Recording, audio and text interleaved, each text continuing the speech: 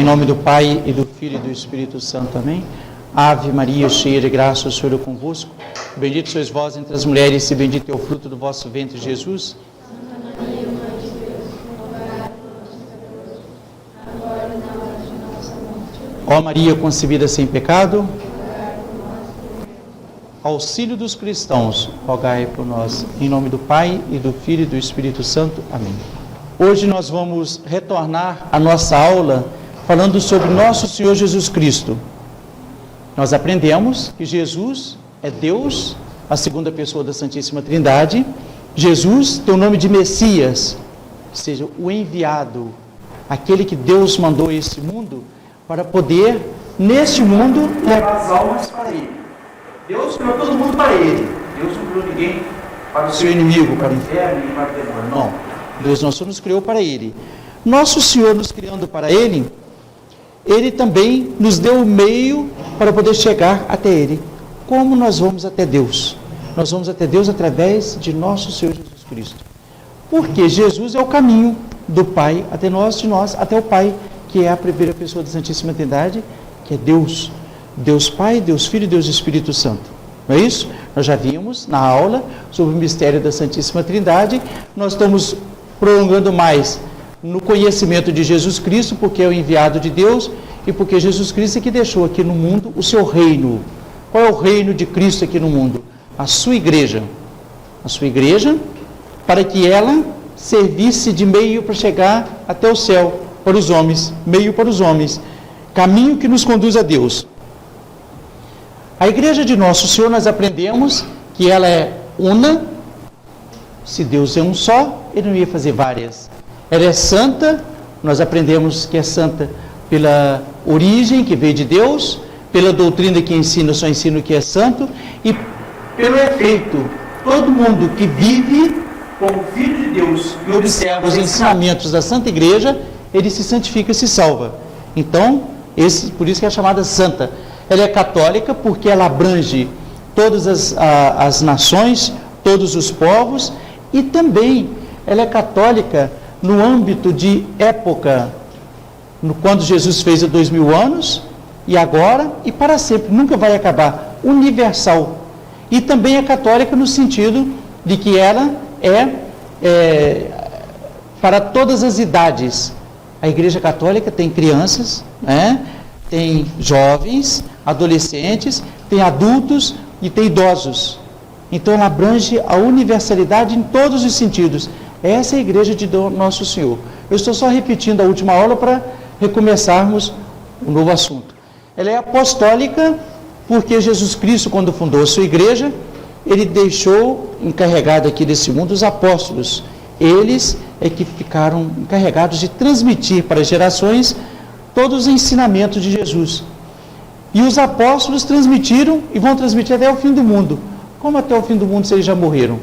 Quem se recorda qual foi? Eu falei na última aula, qual foi o último apóstolo que morreu? Alguém se lembra? São João. São João, quando morreu, era que ano? Jesus morreu no ano 33. E ele morreu em que ano? No ano 100. Então, no ano 100, já tinha morrido o último apóstolo. E nós estamos no ano 2000 e ainda existe a doutrina, ainda existe o ensinamento, ainda existem os sacramentos. Por que que existe? Porque nosso Senhor deu aos apóstolos o direito de transmitir tudo aquilo que eles tinham recebido até o fim do mundo.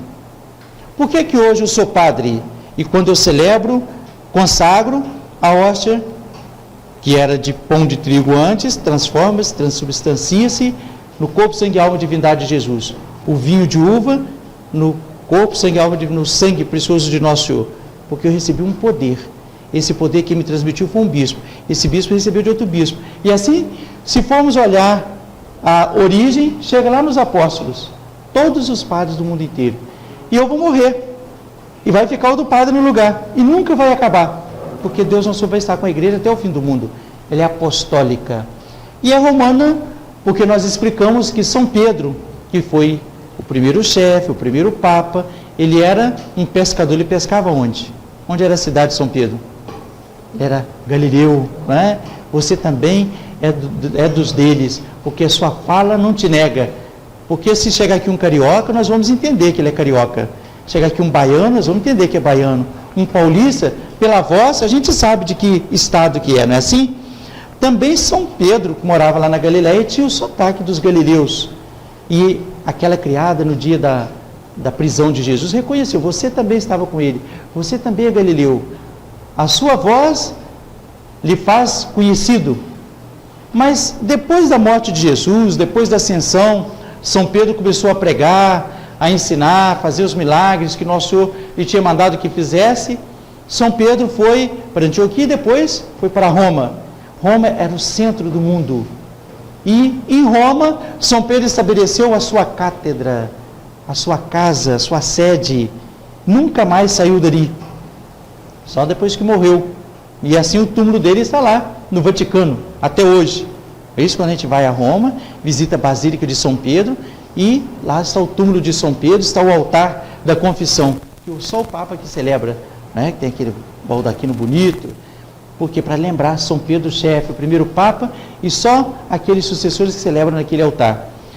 Então a igreja de Nosso Senhor é essa, ela tem essas notas individuantes, ela tem essas características, e tem que ser todas juntas, tem que ser uma santa, católica, apostólica, romana. Se não tiver, é aquela que Jesus Cristo fundou. Agora, a igreja de Nosso Senhor é constituída de uma alma e de um corpo, não é? Nosso Senhor, quando fez a igreja, ele fez de uma sociedade viva. Essa sociedade tem membros, e os membros também têm seus corpos, não é assim? Como que a gente sabe se uma pessoa é homem? Pela sua composição, pelos seus elementos. Aquele que tem um corpo e tem uma alma racional, não é isso? Se eu pegar um livro, não é um homem, ele não tem um corpo material, papel, mas não tem alma aqui, não é assim? Mas nós temos uma alma inteligente, que é capaz de conhecer, de distinguir, de querer, de raciocinar. Então, assim somos nós. Quando Deus fez a igreja, ele fez a igreja com alma e corpo. Nós temos a alma da igreja, a sua vida espiritual, a sua vida interior, suas virtudes, seus dons, a vida interior, o culto divino. Nós temos ali os dons do Espírito Santo, nós temos as virtudes, né? Fé, esperança e caridade, fortaleza, justiça, temperança, que isso tudo nós devemos praticar para poder ser membros virtuosos, santos da Santa Igreja. Nós temos também o corpo externo e visível, o culto, o ministério. O culto aí é a parte externa. Por exemplo, a missa. O culto principal de Jesus Cristo é a missa. Por isso que nós temos um grande amor pela Santa Missa. Como é feliz quando a gente sai da missa no domingo. Eu vou à igreja, assisto a Santa Missa, coloco minha roupa com respeito, coloco minha roupa digna, limpinha. Pode ser pobre, não tem importância, mas com dignidade, porque eu vou ao culto da Santa Igreja. Culto significa um ato de reconhecer a divindade. Então, quando eu vou à missa, eu vou reconhecer a divindade. Não é sobre isso que eu não vou de qualquer maneira. Por isso eu não brinco na missa, eu não brinco na igreja, porque a casa de Deus é o lugar do culto divino, é o lugar de eu me encontrar com o Nosso Senhor. E por isso que eu posso perder tudo no domingo, posso perder um passeio e uma festa, mas a missa eu não posso. Porque eu preciso ter para com o Nosso Senhor esse afeto de gratidão, de amor e também de reparação, porque muitas vezes nós cometemos pecados. O culto serve para reparar nossos pecados, porque quando Jesus Cristo ofereceu seu sacrifício na cruz, foi para adorar o Pai Eterno, retribuir a glória devida, agradecer tudo que fez por nós e alcançar para nós o perdão dos pecados. Quando o padre celebra, faz a mesma coisa. Os mesmos atos que Jesus Cristo fez. Adora a Deus, agradece, pede perdão e pede graças. Aí está a causa porque nós não podemos perder a missa aos domingos. E quando possível, até dia de semana. Há muitas pessoas piedosas. Não é só adulto, não é só pessoas velhas, né, que já estão aposentadas, que não têm mais um compromisso.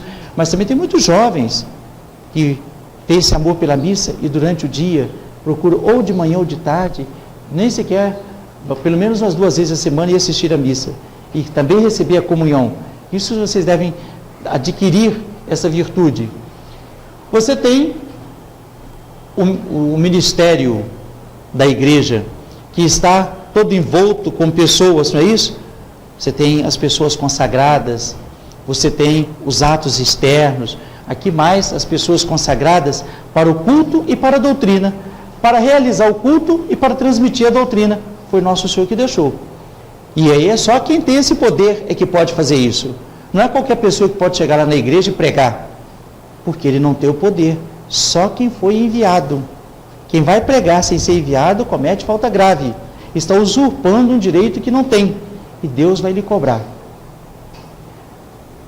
Nenhum de nós somos dignos, ninguém. Mas aquele que Deus escolheu, ele tem uma missão, tem o poder, tem o direito, não é isso? Eu posso ser uma pessoa boa, mas se eu não tenho o direito, eu não posso fazer isso. Não posso chegar lá e tomar o lugar de que Deus não me chamou. Tá? A igreja também tem seus membros, porque o culto e o ministério vai ser para as pessoas. E a igreja de Nosso Senhor? A igreja é a constituição de todos aqueles que acreditam em Nosso Senhor, foram batizados, recebem os mesmos sacramentos, obedecem os seus mandamentos e estão debaixo da hierarquia, o Papa com os bispos. Isso é a igreja de Nosso Senhor. Mas por que ela é a igreja de Nosso Senhor? Ela tem seus membros vivos e tem também seus membros mortos. Na igreja, os membros vivos são aqueles que estão na graça de Deus. Esses são os vivos. Pode ter muita gente morta aqui dentro, né? Está falando, está ouvindo, mas não é de Deus, porque está no pecado. Não estou falando que alguém está no pecado, não. Estou falando que pode ter, não é isso? E pedir a Deus, ainda mais hoje é a primeira sexta-feira, ou então na semana da primeira sexta-feira, nós nos preparamos, nós fazemos nossas orações, então nós nos confessamos, colocamos-nos na graça de Deus, não vamos, portanto, viver no pecado. Se acontecer a pessoa tiver um pecado, quanto antes, o que ela deve fazer? Uma boa confissão. É o que restitui a vida, é a confissão, não é a comunhão. A comunhão é para quem já é vivo, a confissão é para quem está morto, ou que não quer morrer, tá certo? Então, o membro morto é o membro que está no pecado mortal. Membro vivo é o membro que está na graça de Deus, sem pecado mortal. Você sabe distinguir bem a diferença de pecado mortal para o pecado venial? Sabe?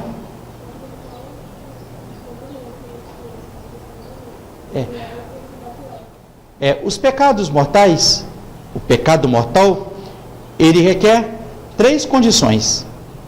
A matéria é grave, a pessoa sabe e quer, e junta os 3 no mesmo instante. Por exemplo, eu sei que dizer uma blasfêmia contra Deus é uma matéria grave, não é grave? Falar contra Deus. E eu me lembro disso, que eu não posso falar contra Deus, mas eu sei, me lembro e falo. Eu cometi um pecado mortal. Eu sei que o culto divino é direito de Deus, eu tenho obrigação.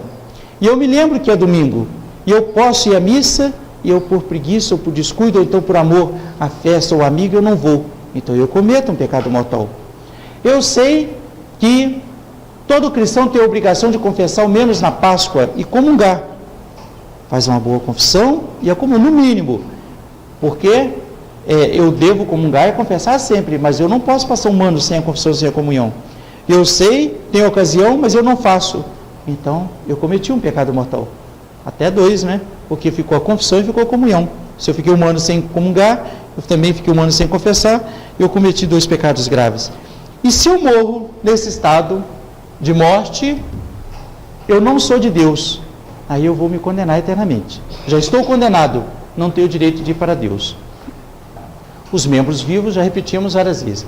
Para ser membro vivo, batizado, sem pecado mortal. Ou que nunca cometeu, ou que depois de tê-lo cometido, com sincero arrependimento, deixou o pecado com a boa confissão. Nunca tenha medo da confissão. A confissão é o ato da maior misericórdia de Deus. Deus nunca deixa de nos perdoar, pode ser o pecado que for, com a condição, arrepender-se e estar disposto a não fazer mais. Às vezes a pessoa tem medo. Mas e se eu cair outra vez? Conta com a graça de Deus. Deus vai te ajudar para você não cair. Se você tiver uma fraqueza, conta com a misericórdia de Deus, que Ele novamente vai te perdoar. Nunca desconfiar do perdão divino. Agora, a igreja tem quem ensina, chama-se docente, da palavra latina, docere, ensinar. Então, docente. Quem que ensina na igreja? Quem ensina é o chefe, é o Papa. Quem que ensina são os auxiliares do Papa por instituição divina, os bispos. Hein? Os padres, eles são auxiliares dos bispos, não fazem parte diretamente, faz indiretamente, mas a obrigação direta é do Papa e dos bispos. Os bispos se reuniram em Itaici, porque eles têm a obrigação de ensinar os fiéis. O Papa escreveu agora um novo documento, delimitando, né, as liberdades e colocando ali ponto final nos abusos na igreja. Não fez? Agora um documento. No domingo do Bom Pastor, ele está ensinando, nós temos obrigação de obedecer. E quem abusa, ele está fora da igreja, ele perde a sua salvação por isso. Nós não podemos faltar o respeito. Primeiro, porque nosso Senhor proibiu. Depois, porque nos foi ensinado. E também nós somos advertidos através de quem nos ensina, quem nos faz a correta explicação.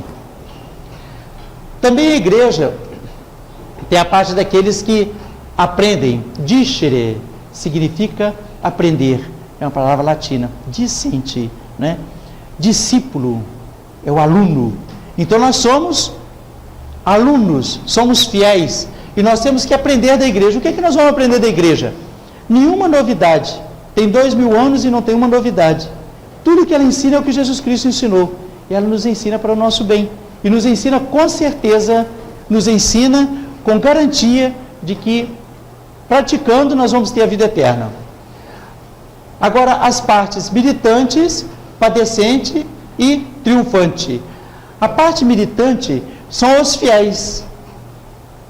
Faz parte da igreja, aqueles que foram batizados, acreditam em Nosso Senhor, recebem os sacramentos, mas são os fiéis que ainda não morreram, estão aqui na terra, somos nós, todos nós, papas, bispos, fiéis que não morreram ainda. Então nós pertencemos à igreja militante, não tem a palavra militar, aquele que vai lá para viver no quartel, aprender a defender a pátria e lutar para defender os direitos, não é isso, da pátria? Então nós defendemos o direito de uma pátria. Qual é essa pátria? A pátria do céu. Não é assim? Por isso, nós lutamos, somos militantes. É uma parte da igreja. A segunda parte é da padecente. Quando a pessoa morre, ela vai comparecer diante de Deus, e Deus vai lhe julgar. E ela mesma vai ver se ela tem ou não tem direito de ir para o céu.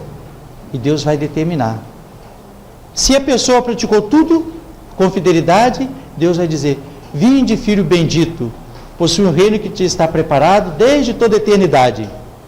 E se nós tivermos morrido no pecado mortal, ide maldito para o fogo eterno, que foi criado para os anjos maus e seus seguidores. E nós vamos nos apartar de Deus para sempre. Se Deus me acolhe no purgatório, bom, Deus me acolheu na hora da morte, viu que eu não tinha um pecado mortal, mas que ainda tinha alguma coisa para reparar, a minha dívida não estava no vermelho ainda, mas tinha alguma coisa para pagar, é isso? Então eu vou para um lugar de expiação. Isso está na Sagrada Escritura. Nosso Senhor mesmo conta. Ali ele fala assim: vai ser lançado no lugar onde não sairá enquanto não pagar o último centavo. Então existe lugar que a pessoa pode reparar seu pecado antes de chegar no céu. Não é isso? Porque no inferno não pode ser que quem vai para o inferno nunca mais pode sair de lá. E no inferno. E também, aqui está aparecendo. E também no céu não pode, no céu só pode entrar quem está na graça de Deus, totalmente isento de todo pecado, de toda mancha. Então existe um lugar que antecede o céu, que a pessoa pode se preparar para poder chegar lá no céu. É justamente o que nós chamamos de purgatório, lugar de expiação, reparação do pecado. Purgatório. E a triunfante, que é o céu, é o lugar justamente da felicidade completa. Todos nós fomos feitos para o céu. Só quem não quer ir é que não vai. E para ir para o céu é só cumprir os deveres de filhos de Deus, de católicos, de cristão. E isso é fácil? É, porque o próprio Deus nos ajuda justamente com as suas graças, com os sacramentos e com a sua proteção paterna divina. Aí está toda a explicação. Na próxima aula nós vamos ver os outros itens ainda sobre Jesus Cristo, da fundação da sua instituição divina, que é a igreja, e que nos mostra o caminho da salvação eterna. Nós vamos terminar nossa aula prometendo a nosso Senhor nunca ficar fora da igreja, nem pelo pecado mortal e nem pelo abandono da fé católica. Nosso Senhor nos ensinou e nós vamos praticar. Nós vamos também fazer tudo para na igreja ser sempre membros vivos e nunca membros mortos, viver na graça de Deus e não no pecado mortal. E para não perder, portanto, nós vamos procurar ser membros que praticam, portanto, a vida interior, virtudes, e que saibamos conter em nós os dons divinos, a fé, a esperança, a caridade, o amor de Deus, a fortaleza, a justiça, a temperança, tudo isso que nos faz verdadeiros filhos de Deus e verdadeiros herdeiros do céu. Voltaremos, se Deus quiser, no próximo domingo, no mesmo horário.